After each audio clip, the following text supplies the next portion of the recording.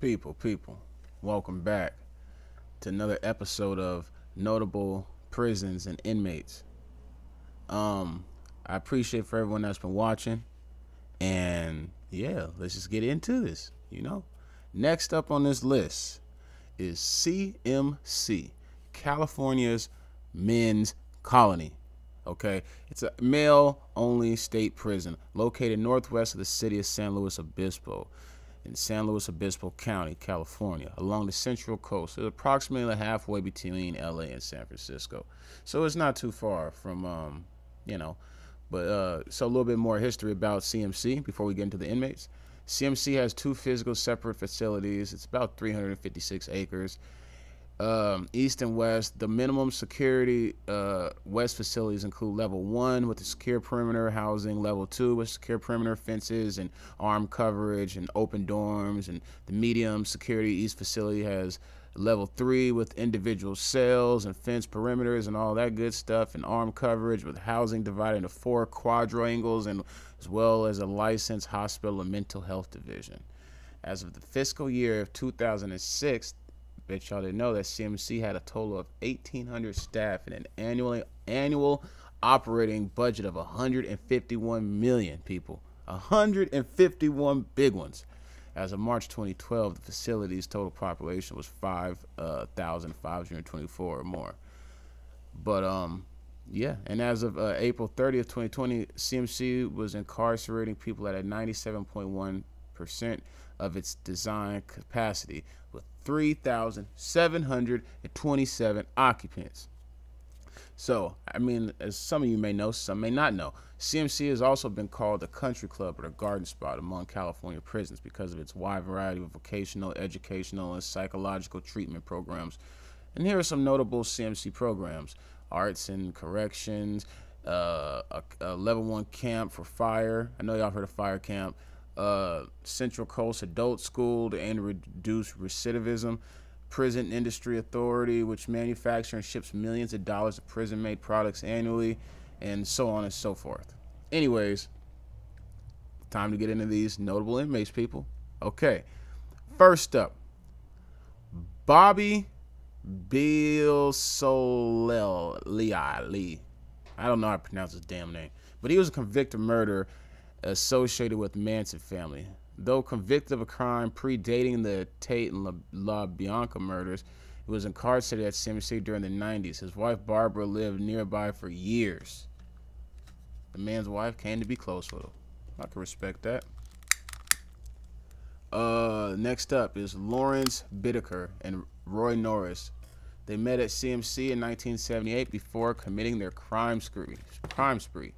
And just to give you guys a brief history about these guys, they were the two American serial killers and rapists who committed the kidnapping, rape, torture, and murder of 5 teenage girls in Southern California over a 5-month period.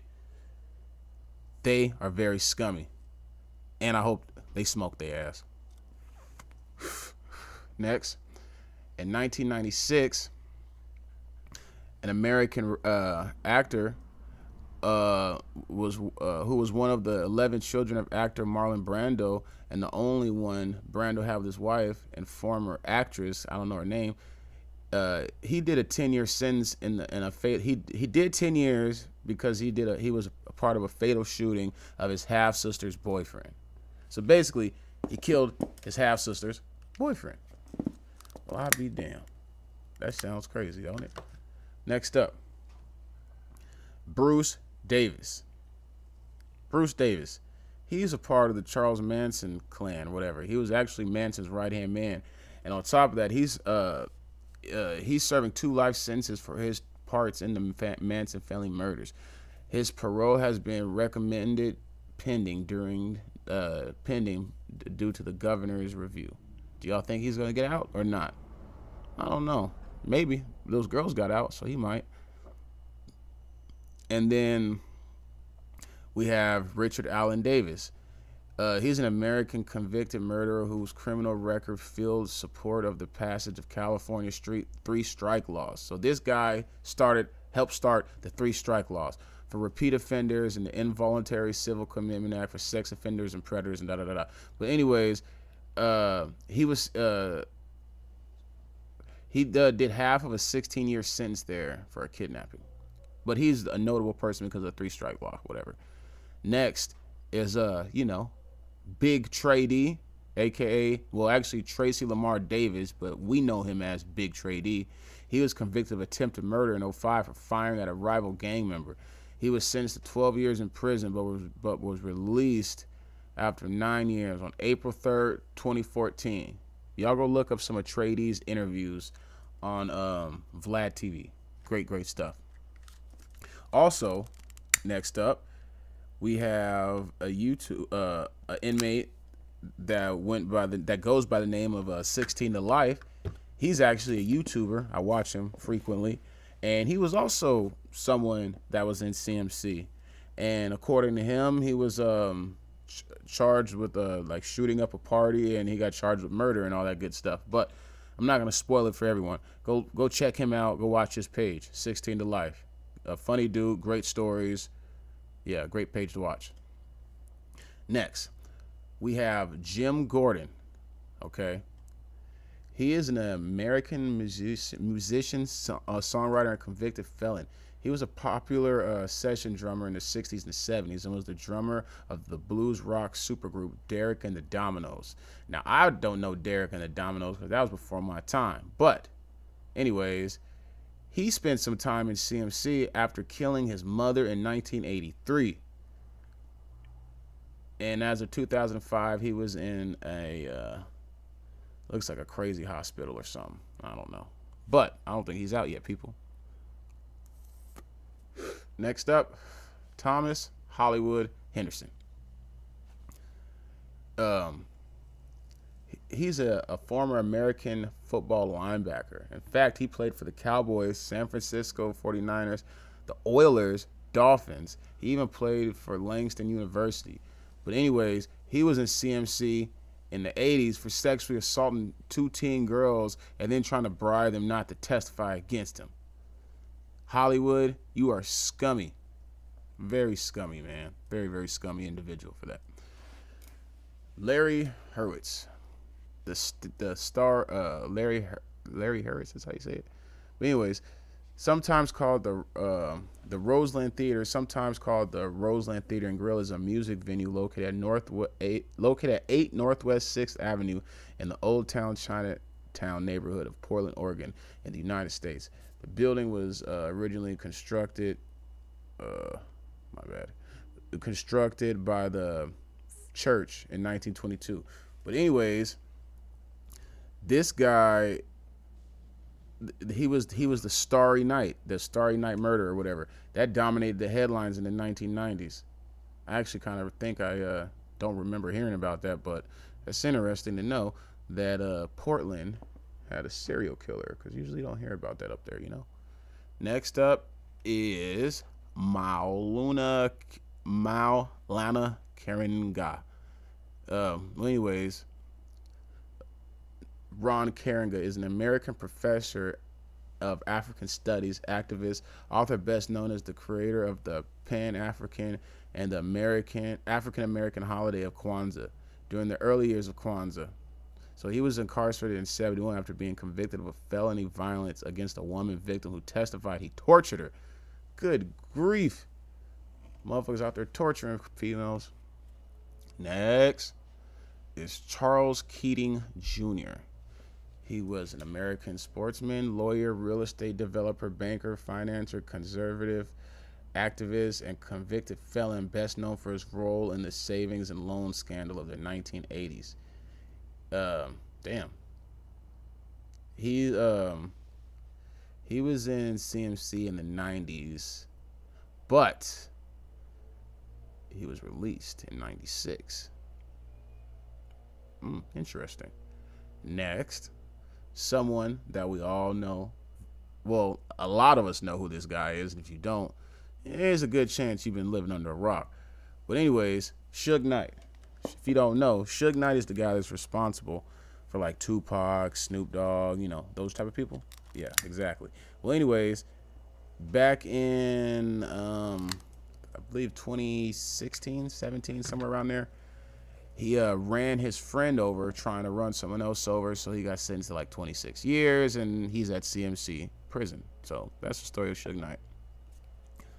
Next up, we have Timothy Francis Leary, who was an American psychologist and author known for his strong advocacy of psychedelic drugs evaluations. Leary are polarized, ranging from bold oracle to publicity hound.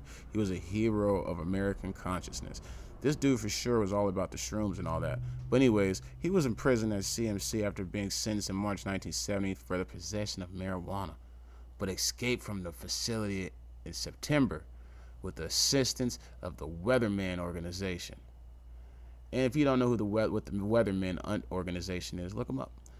He had been placed in a least security rated institution in the state because he did not represent either violence, potential, or serious escapers.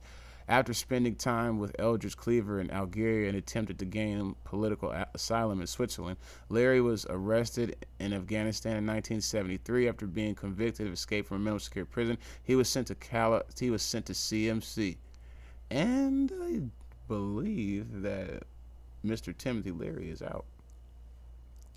Next up, we have Demetrius Hook Mitchell, who was at CMC between 2000 and 2004. They actually filmed a documentary on him. The legendary Demetrius Hook Mitchell is a former street ball player from Oakland. He was a very well among San Francisco Bay Area basketball players in the late 80s, but in spite of considerable talent, he did not reach the NBA. Reason being is because he kept getting into stuff. He kept getting into shit. Let's see what he did here. Let's see what, well, it doesn't say exactly what he did, but education, race coach, yeah, Hook Mitchell, NBA prospect, didn't get to go because he was too busy in the streets. Now, let's not hope that anyone makes that same decision.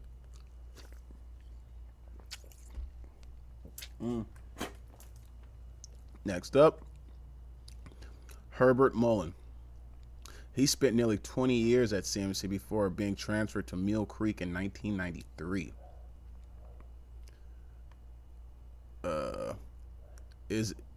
He is an American serial killer who killed 13 people in California in the early 70s. He confessed to the killings. He confessed to the killings, which he claimed prevented earthquakes in 1973. After a trial to determine whether he was insane or culpable, he was convicted of 2 murders. He spent nearly 20 years at CMC after being transferred to Mill Creek, which is Mill Creek is a California state prison for men. It was opened in '87. So it's basically, he's still in there. He ain't getting out no time soon. Oh, Huey P. Newton, who was a very prominent Black Panther leader, was also at CMC. He was confined to a cell because he refused to work. Huey P. Newton. Look at you, player. Next up, Craig Payer. Craig Payer. Former CHP officer convicted of murdering Kara Knott while on duty. His next parole hearing will be in 2027. Look at that. A former CHP officer, someone that will pull us over and give us tickets for whatever dumb reason, killed his girlfriend or wife or whatever. Fucking idiot.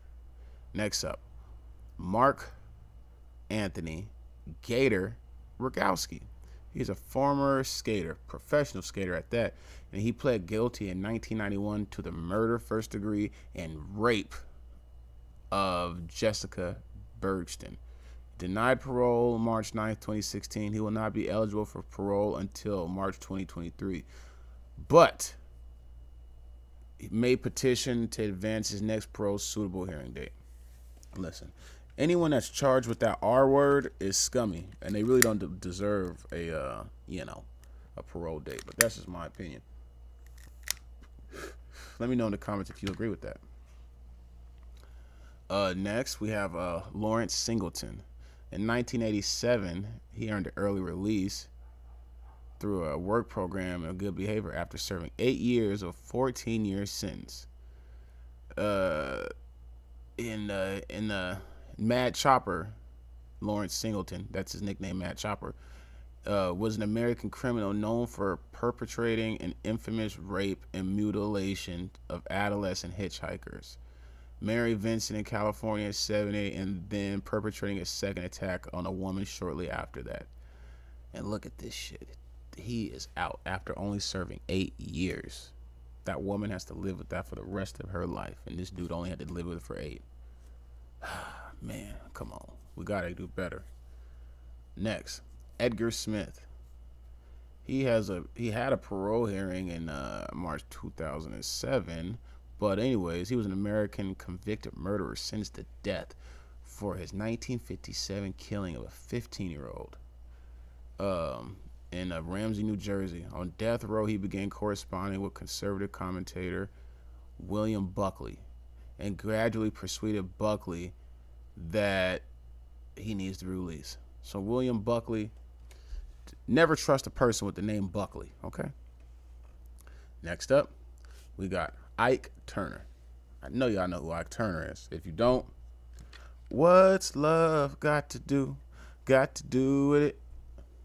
What's love? What is it?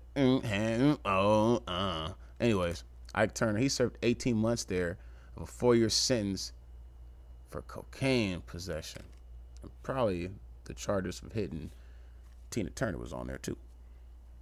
Next, Charles Tex Watson. He was at CMC in the 70s. But anyways, he's an American murderer who was a central member of the Manson family, led by Charles Manson. Okay? And where he was so anyways, he married and fathered 3 children during conjugal visits and began operating a nonprofit Christian ministry that distributed audio tapes and solicited donations. He was transferred to the medium security prison, and a spokesman for the prison stated that the move was part of the routine shuffling of inmates around the state. However, others said that it was related to pressure from the family of Sharon Tate recommendations that the state board of prison terms and the actions of a senator. So he's still dealing with emotions pretty much. He ain't out. He ain't home. And I don't think he's coming home. Anyways, next we have Jean-Pierre Michael Weary. Now, this guy is a very interesting one, and I'm going to tell you why. Back in 2006, he was arrested on To Catch a Predator sting. He received the longest sentence on To Catch a Predator history. He received 75 years due to California's 3-strike laws and remains incarcerated to this day. He released an autobiography called I Ain't Gonna Tell You because you don't need to go support this person. And then one more person we got here. Richard Minsky is an American former used car salesman who was convicted of multiple charges of rape, assault, battery, extortion, grand theft, larceny, and a whole bunch of other weird crimes like lascivious behavior and oral copulation, just a bunch of stuff. Anyways, he's a convicted serial rapist, and his ass is doing quite a few years in prison. Well, a couple life terms. But anyways, that's it for this episode. I hope you guys enjoyed it.